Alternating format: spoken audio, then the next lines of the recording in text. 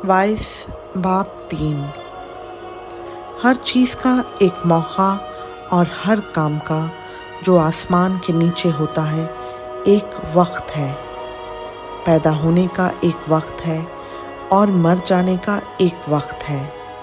दरख्त लगाने का एक वक्त है और लगाए हुए को उखाड़ने का एक वक्त है। मार डालने का एक वक्त है और शिफा देने का एक वक्त है।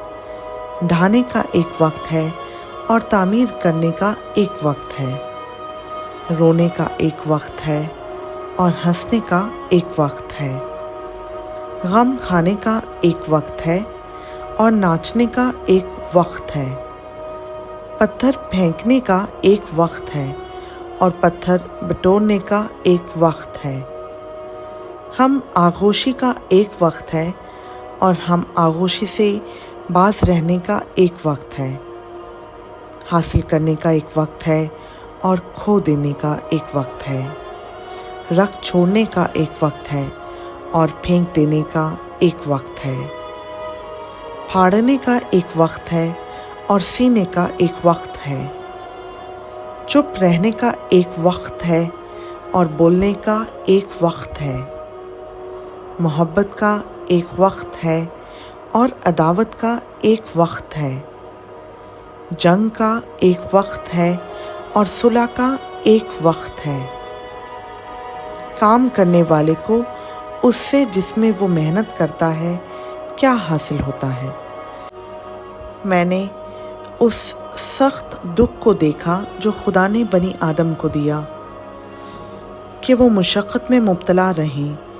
उसने हर एक चीज़ को उसके वक्त में खूब बनाया और उसने अब्दियत को भी उनके दिल में जागुज़ीन किया, इसलिए कि इंसान उस काम को जो खुदा शुरू से आखिर तक करता है दरियाफ्त नहीं कर सकता। मैं यकीनन जानता हूँ कि इंसान के लिए यही बेहतर है कि खुश वक्त हो और जब तक जीता रहे नेकी करे, और ये भी कि हर एक इंसान खाए और पिए और अपनी सारी मेहनत से फ़ायदा उठाए। ये भी खुदा की बख्शिश है और मुझको यकीन है कि सब कुछ जो खुदा करता है हमेशा के लिए है, उसमें कुछ कमी बेशी नहीं हो सकती। और खुदा ने ये इसलिए किया है कि लोग उसके हुजूर डरते रहें। जो कुछ है वो पहले हो चुका और जो कुछ होने को है वो भी हो चुका, और खुदा गुज़श्ता को फिर तलब करता है। फिर मैंने दुनिया में देखा कि अदालतगाह में जुल्म है और सदाकत के मकान में शरारत है। तब मैंने दिल में कहा कि खुदा रास्तबाजों और शरीरों की अदालत करेगा, क्योंकि हर एक अमर और हर काम का एक वक्त है।